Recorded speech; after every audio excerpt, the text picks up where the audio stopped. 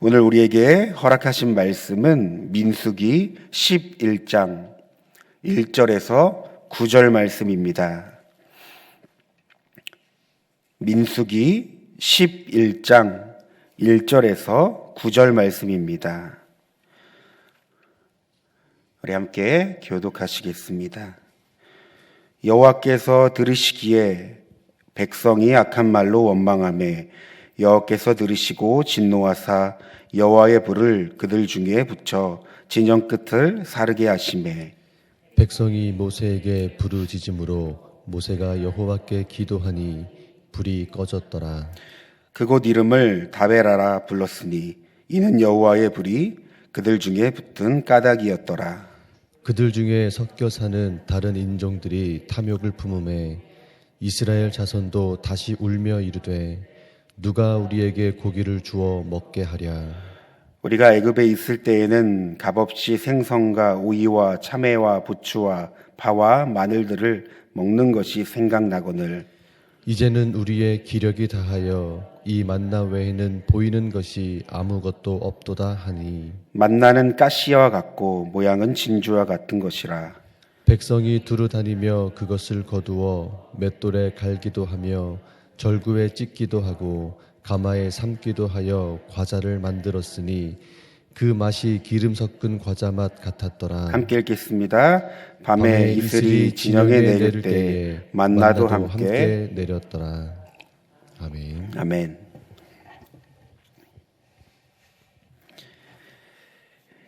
오늘부터 민수기 말씀으로 큐티를 시작합니다. 민수기는 백성의 수를 세서 기록한 책을 말합니다. 그래서 이스라엘 백성과 제사장, 레위 사람의 인구조사가 이 민수기에는 2번 나옵니다. 오늘 우리가 읽은 본문 말씀은 인구조사와 함께 성막을 중심으로 진영 배치가 끝난 이스라엘 백성들이 이 본격적인 이 광야 이야기를 소개하고 있습니다. 그런데 참 여러분 당황스럽습니다. 오늘 우리가 본문을 읽었지만 이스라엘 백성들의 원망으로부터 말씀이 시작되기 때문입니다. 우리는 잘 알고 있습니다. 이스라엘 백성들은요 430년이라는 긴 세월을 애굽의 노예로 살았습니다. 이들은 하나님의 은혜 가운데 기적적으로 출애굽하였습니다. 그리고 하나님께서 약속하신 가나안 땅으로 향했습니다. 하지만 이들에게는 가나안 땅을 가기 전 반드시 거쳐야 할 곳이 있었습니다. 바로 광야였죠. 광야는 오랜 노예 습성을 버리고 하나님의 백성으로 다시금 훈련받는 곳이기에 여러분 이스라엘 백성들에게는 반드시 거쳐야 할 곳이 바로 광야였습니다. 그러나 이 광야 생활 절대로 순탄치 않았습니다. 여러분 광야가 어떤 곳입니까? 물도 없고 먹을 것이 없는 곳. 낮에는 50도가 넘는 뜨거운 햇빛과 더위가 밤에는 영하로 내려가는 추운 날씨. 그러니까 한마디로 사람이 살기 어려운 곳이 광야였습니다. 그래서 광야는 하나님의 백성으로 훈련받는 곳이기도 하지만 하나님의 절대적인 인도와 보호를 받는 곳이 바로 광야였습니다. 그런데 이 이스라엘 백성들은 이 광야에서 악한 말로 원망을 하기 시작합니다. 여러분 이들의 원망은 과연 무엇이었을까요? 아마도 자신들이 처한 이 상황과 환경을 원망했겠죠. 그리고 이 원망은 자연스럽게 누구를 향했을까요? 바로 그들의 지도자인 모세를 향했고 여기서 끝나지 않아 결국 이 원망의 종착점은 하나님을 향한 것이었습니다. 그런데 여러분 우리가 잘 알고 있습니다. 이스라엘 이 백성들이 어떤 민족입니까? 사실 이들은 매일매일 하나님의 은혜를 경험하고 하나님의 인도를 받는 사람들입니다. 하나님께서는 이들을 애굽의 노예로부터 탈출시키셨고 홍해를 건너게 하셨고 낮에는 구름 기둥과 밤에는 불 기둥으로 반석에서 물을 나게 하셨고 만나와 메추라기를 매일 먹이셨습니다. 그러니까 광야의 모든 생활이 하나님의 은혜인데 이들은 왜 이렇게 하나님을 원망하는 것이었을까요? 도대체 어떤 문제가 있었을까요? 저는 이런 질문 앞에 이스라엘 백성들의 태도를 곰곰이 생각해 보았습니다. 그리고 발견합니다. 여러분, 민수기를 비롯해 출애굽기, 레위기, 신명기 등 이스라엘 백성들이 하나님께 가지고 있는 이 공통된 태도가 있었습니다. 여러분, 은혜란 하나님께서 자격 없는 자에게 베풀어 주시는 하나님의 호의, 자비입니다. 그런데 지금 이스라엘 백성들은요, 하나님의 은혜를 너무나 당연한 권리라고 여기며 지금 살아가고 있는 건 아니었을까요? 사랑하는 성도 여러분, 오늘날 우리는 하나님의 은혜를 어떻게 생각하십니까? 여러분, 은혜란 무엇입니까? 우리는 지금 이 순간에도 하나님의 은혜를 경험하고 살아가고 있지요. 어떤 보여지고 경험되는 어떤 큰 사건만이 하나님의 은혜가 아니라 내가 살아가는 모든 순간, 숨 쉬는 모든 순간이 하나님의 은혜인 줄 믿습니다. 그런데 이런 하나님의 은혜를 어쩌면 우리는 때때로 너무나 값싼 은혜로 만들어버리고 너무나 당연한 것으로 여기는 우리의 마음은 없는지 여러분 질문해 봅니다. 여러분, 은혜 받을 자가 정말 은혜를 깨닫고 경험하면요, 삶을 대하는 태도가 달라집니다. 삶을 해석하는 관점이 달라집니다. 불평과 원망이 아닌 감사로 삶을 살아갑니다. 왜냐하면 은혜는 환경과 상황을 뛰어넘어 그 가운데 역사하시는 하나님을 기대하기 때문입니다. 여러분, 이스라엘 백성들을 보십시오. 이들은 자신들의 환경 앞에서 하나님의 일하심을 보고도 원망과 불평을 일삼았습니다. 여러분, 이것이 어떤 의미입니까? 아직 하나님의 은혜를 모른다는 것입니다. 깨닫지 못했다는 것입니다. 그렇다면 오늘 우리에게 어떻게 적용할 수 있을까요? 여러분, 오늘 누가 그 크신 하나님의 은혜를 깨닫겠습니까? 누가 오늘도 하나님의 은혜를 기대하며 살아갈 것이겠습니까? 오늘 우리의 하루의 삶이 불평과 원망이 아닌 감사함으로 하나님 앞에 겸손히 은혜를 구할 수 있는 저와 여러분이 되길 소망합니다. 이렇게 하나님에 대해 원망을 드러낸 백성들에게 하나님께서는 일종의 자비로운 경고를 하셨는데요. 하나님께서는 이스라엘 지형의 한 끝을 불로 태워 버리십니다. 그리고 이런 경고에 이스라엘 백성들은 두려웠을까요? 이들은 모세를 찾았고 모세는 하나님께 기도하여 사태를 수습합니다. 그래 조금 잠잠해졌을까요? 우리가 4절 이하의 말씀을 보니 이들의 불평이 다시 시작됩니다. 여러분, 이번에는 또 어떤 불평과 원망이었을까요? 인간이 살아가는데 가장 중요한 것들이 있습니다. 오늘날도 그렇지만 먹는 것이 참 중요하죠. 그렇다면 그 당시 광야 생활에서 먹는다는 것은 어떤 문제일까요? 바로 생명이 달린 문제였습니다. 무엇보다 애굽 노예 시절에 이들은 여러 음식을 먹고 경험한 이들입니다. 그러기에 이 광야에서의 음식은 늘 한정적이고 아쉬웠을 것입니다. 또한 성경을 보니 이들의 불평이 시작된 곳이 있음을 알 수 있습니다. 우리 다 함께 4절 말씀을 한번 읽어보겠습니다. 시작. 그들 중에 섞여 사는 다른 인종들이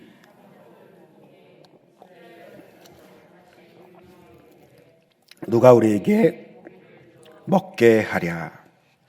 아멘. 여러분, 이스라엘 백성들이 출애굽 당시 이스라엘 백성들 사이에는 몇몇의 다른 인종도 함께 출애굽을 했습니다.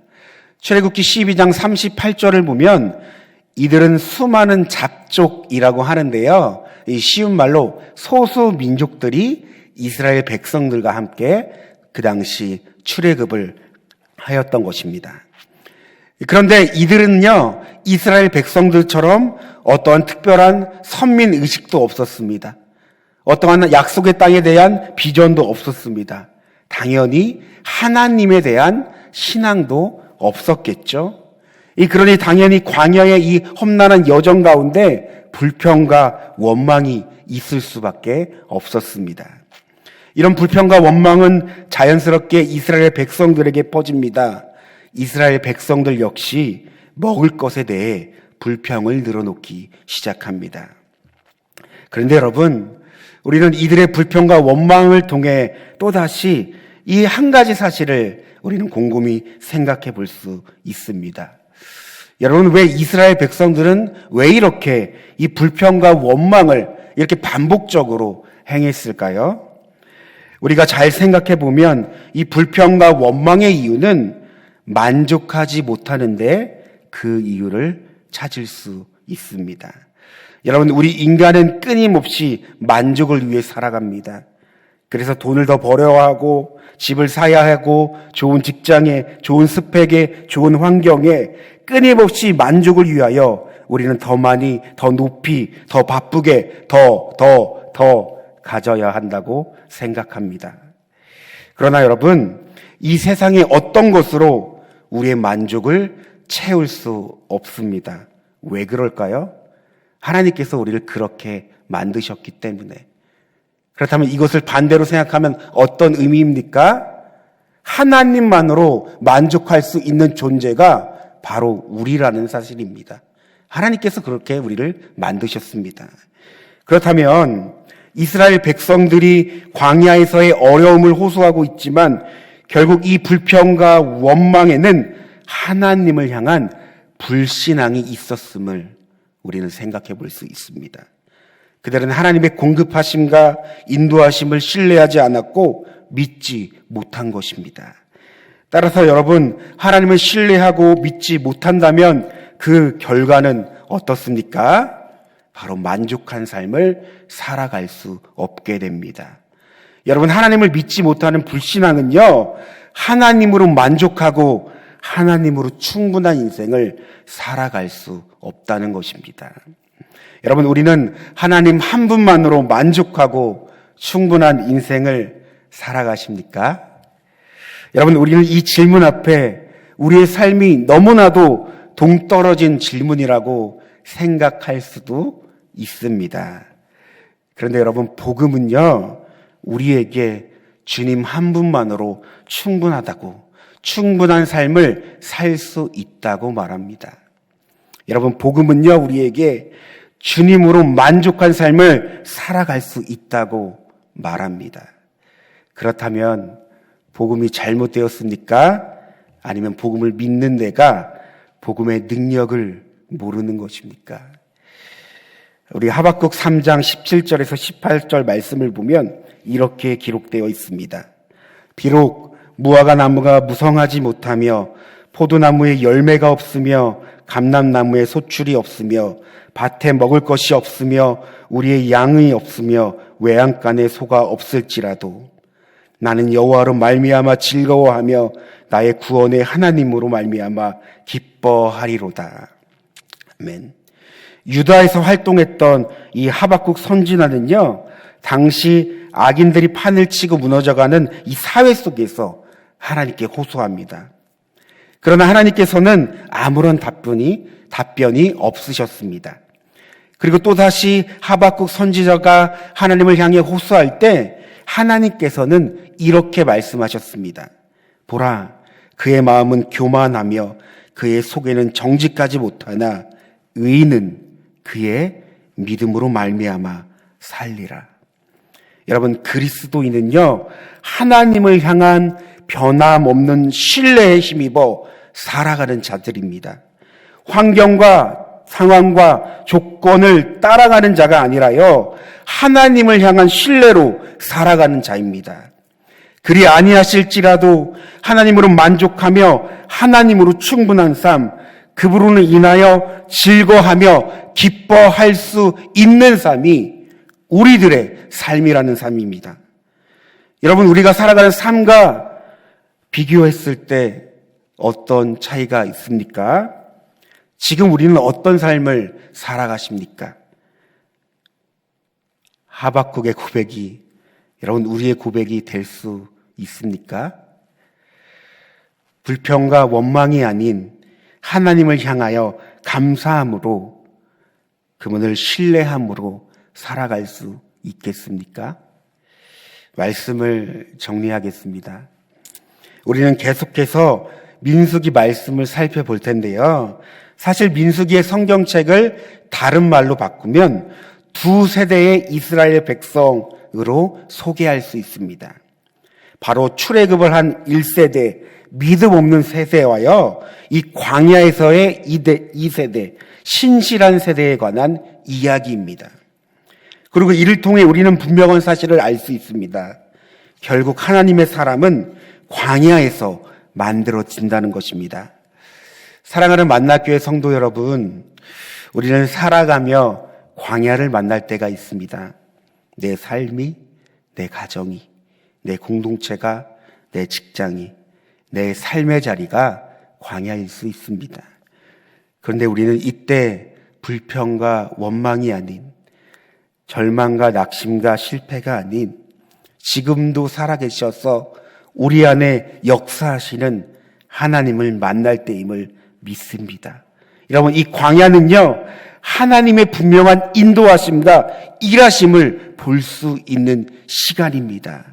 우리는 이때 환경과 상황과 이 조건을 뛰어넘어 하나님으로 만족하고 하나님으로 충분한 삶을 살아갈 수 있을 것입니다.